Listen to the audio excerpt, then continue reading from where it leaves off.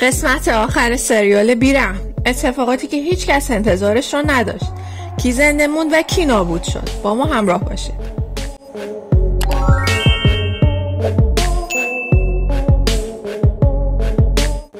تو قسمت آخر سریال میبینیم که بعد از اینکه آیدان حامله شد و دان جایی برای اینکه آیدان ازش پرسیده بود بچه رو میخوای یا نه نداده بود، تصمیم میگیره که بچه رو سخت کنه و زمانی که به بیمارستان رفته بود دان سر میرسه و ازش میخواد که بچه رو نگه داره. همون لحظه یه نفر سر میرسه برای کشتن دان که مسعود میپره و خودش رو سپر دان و آیدان میکنه و زخمی روی زمین میفته و به دان میگه تو باید زنده بمونی، بیرحم باید زنده بمونه و بهش میگه اسم بچت رو مسعود بذار و همونجا بیهوش میشه. از طرف دیگه میبینیم که اکبر آدماشو فرستاده تا نیلوفر دختر مدیر رو زنده بگیرن و براش ببرن و وقتی وارد خونه میشن لیلا خودش رو سپر نیلوفر میکنه و تو همین لحظه مدیر و گرگ سر میرسن و نیلوفر و لیلا رو نجات میدن و آدم اکبر هم میبینه که مدیر دخترش رو نجات میده.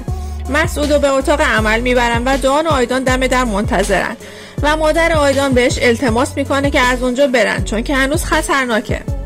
همون لحظه گوکان سر میرسه و میگه اینجا هنوز خطرناکه، شما چرا اینجا موندید؟ یکم دیگه پلیسا هم میرسن، از اینجا برو. دان هم به آیدان میگه من الان میرم ولی بهت زنگ میزنم. مادر آیدان میگه زنگ نزن، هر کی اطراف توئه میمیره. از طرفی میبینیم که مدیر نیلوفر و لیلا رو به هتل یکی از دوستاش میبره و گرگ رو میذاره که مواظبشون باشه. بعد به گرگ میگه میخوام به اکبر حمله کنم، دیگه خسته شدم. گرگ هم میگه اونجا مثل قلعه است، کلی آدم اونجاست. رئیس بزرگ هم میفهمه و کارمون تموم میشه. وقتی میتونیم رئیس بزرگ رو بگیریم چرا خودمون رو نابود کنیم؟ مدیر هم میگه باشه، پس دخترمو به تو میسپارم و میره. میبینیم که دکتر مسعود از اتاق عمل میاد بیرون و میگه مسعود مرده، ما نتونستیم نجاتش بدیم. جنازه مسعود رو میارن و گوکان میره بالا سرش و میگه تو یه آدم اکشنی و ازش خداحافظی میکنه. بعد میبینیم که انور میره پیش دان و خبر مرگ مسعود رو بهش میده. دان میگه من ارزششو نداشتم، چرا مسعود این کارو کرد؟ انورم میگه پس پاشو به یه دردی بخور، مسعود واسه این نجاتت داده که شرکت و رئیس رو نابود کنی، به خودت بیا تا مرگ مسعود بی خودی نباشه. گوکان تو بیمارستان نشسته که پرستار میاد و میگه این وسایل مسعوده. وقتی گوکان سرشو بالا میاره میبینه که قیافه پرستار همون نقاشی دیوار اتاق مسعوده که عاشق اون بوده و همه جا دنبالش میگشته و میگه گند بزنن به شانست پسر. از طرفی انور و دان تو ماشین دارن میرن که یه کامیون میپیچه جلوشون و بهشون حمله میکنن، ولی انور و دان فرار میکنن و به دان میگه اینا چجوری پیدامون میکنن که دان گوشیاشون رو از ماشین پرت میکنه بیرون و میگه از این گوشیهای لعنتی دارن ردمونو میزنن. بعد میبینیم که چند نفر سر راه مدیر سبز میشن و بهش میگن باید با ما بیای و مدیر رو با خودشون میبرن. میبینیم که نیلوفر و گرگ در حال حرف زدن هستن و نیلوفر میگه مدیر رو چقدر میشناسی؟ و گرگ میگه خیلی وقت میشناسمش، آدم خوبیه و کمی با هم صحبت و شوخی و بگو مگو میکنن.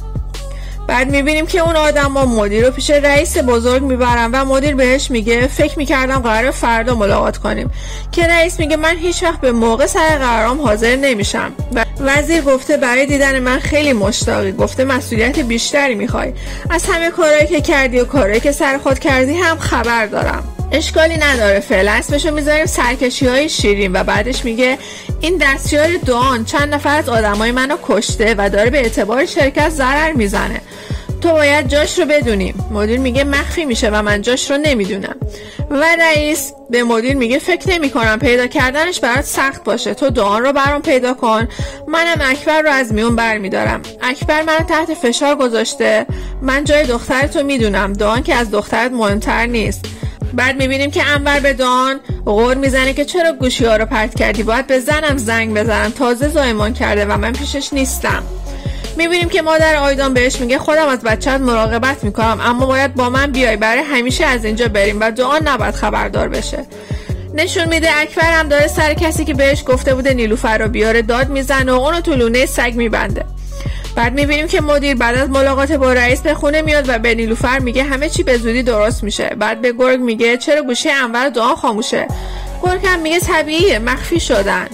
میبینیم که انور سراغ زن و بچهش میره و بالاخره اونا رو بغل میگیره و بهشون میگه از این خلاص بشم همه چی رو کنار میذارم. نشون میده که دان به یه مغازه میره و از اونجا به مدیر زنگ میزنه و میپرسه کی با رئیس ملاقات میکنه و مدیر میگه به زودی و آدرس دان رو ازش میگیره. میبینیم که آیدان قبول کرده که از اونجا برن و در حال جمع کردن وسایل هستن و هرچی از مادرش میپرسه و بهش اصرار میکنه که بگه کجا میرن، اما مادرش نمیگه و بهش میگه چون ممکنه از دهن در بره و به گوش دام برسه. مدیر به هتل میره، دخترش رو میبوسه و از اونجا میره بیرون. گرگ هم که شک کرده بود بهش میگه جریان چیه؟ مدیرم میگه باور کن هر کاری که میکنم فقط به خاطر دخترمه. بعد میبینیم که انور و دان تو هتلشون نشستن که آدمای مدیر میان و بهشون میگن مدیر شما رو زنده میخواد. انورم رو به دان میگه نکنه مدیرت ما رو فروخته. از طرفی مدیر به سراغ رئیس رفته و بهش میگه انور و دان رو دارن میارن که همه چیز جلوی چشم شما انجام بشه. رئیس میگه پس چرا ناراحتی؟ مدیر جواب میده آخه دوستی عمیق بینمون بود. رئیس میگه دوستی ویروسه و چون ترس از تنهایی داریم فکر میکنیم به دوست نیاز داریم. و بعد از کمی حرف زدن انور و دان رو میارن و دان به محض پیاده شدن به گرگ حمله میکنه. بعد هم رو به مدیر میگه ما رو چند فروختی مرتی که. بعدم رو به رئیس میگه پس اون گاوی که بهش میگن رئیس تویی، دستا باز کن تا طویله رو نشونت بدم. رئیس هم میخنده و رو به انور میگه چرا کار اینو تموم نکردی به خاطر مرض دوستی؟ انور هم جواب میده نه فامیلی. بعد از حرف زدن بگو مگو رئیس از مدیر میخواد که کار دان رو خودش تموم کنه. تو همین لحظه مدیر به سمت رئیس خودش نشونه میره. معلوم میشه مدیر و دان با هم دست به یکی شدن که رئیس رو فریب بدن و انورم از چیزی خبر نداره. بعد از کلی درگیری وقتی رئیس مدیر رو گروگان گرفته بوده، گرگ اشتباهی به بازوی مدیر میزنه و به همین خاطر رئیس ولش میکنه و طبقه بالا میره و میبینه بین همه اونا گیر افتاده و راه فراری نداره که همینجا دان کارش رو تموم میکنه. بعد گرگ و نیلوفر رو میبینیم که مشخص عاشق هم شدن و گرگ حسابی عاشق نیلوفر شده. دارن با هم دیگه صحبت میکنن. میبینیم که دان از لیلا تشکر میکنه و بهش میگه نمیخوام بیشتر از این دلتو بشکنم. آیدان بارداره. لیلا هم با چشم اشکی میگه ایشالا به سلامتی بغلش کنی. متوجه شدم منظورت چیه. دانم میگه تو همیشه به من حس خوبی میدادی، نمیخوام از زندگیم حذف بشی. لیلا هم میگه تو هم برای من خاصی و سری خدافظی میکنه و میره. و لیلا تو مسیر میبینه که آیدان بیخبر از دان داره برای همیشه میره و لیلا ازش میخواد دان رو ول نکنه و تو همه شرایط کنارش باشه. از طرفی میبینیم که اکبر طبق هر سال اولین قرارش با مادر انور رو شبیه سازی میکنه و یه شاخ گل میگیره و به رستوران همیشگی میره و شیرینی همیشگی رو سفارش میده و لحظه که اکبر در حال خوردن شیرینی بود انور و گرگ همه آدمای اکبر رو میزنن و مشخص میشه تو شیرینی که اکبر خورده زهر بوده. مدیر به دان زنگ میزنه و میگه وزیر داره تمام تلاشش رو میکنه که رئیس بشه و اگه رئیس بشه بلای جونمون میشه. امشب جلسه هست که همه آدمای مهم شرکت هستن و من جاشو میدونم. دانم میگه منم میام بهم خبر بده. بعد میبینیم که دان به خونه آیدان میره و متوجه میشه اونا از اونجا رفتن و با خودش میگه نه نمیتونی این کار کرده باشی و سری میره. بعد میبینیم که مدیر و نیلوفر همدیگر رو بغل میکنن و نیلوفر برای اولین بار بابا صداش میکنه. نشون میده که مدیر میره بیمارستان بالا سر اکبر و میبینه که کاملا فلج شده. اول میخواد با بالش خفش کنه اما بعد پشیمون میشه تا اکبر به زندگی نکبتبارش به همین شکل ادامه بده.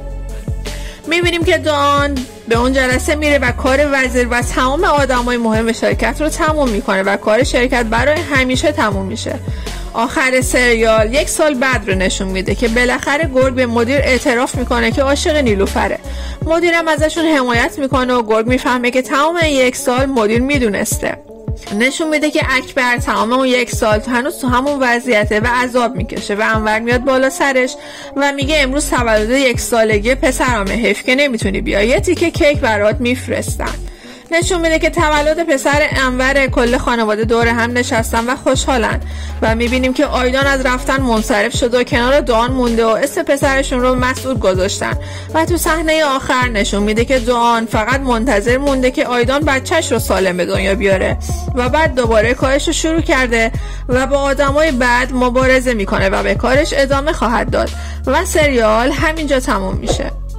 اگه این ویدیو رو دوست داشتید لایکش کنید و اگه هم به سریال های ترکی علاقه دارید کانال ما رو دنبال کنید. مرسی از نگاهتون.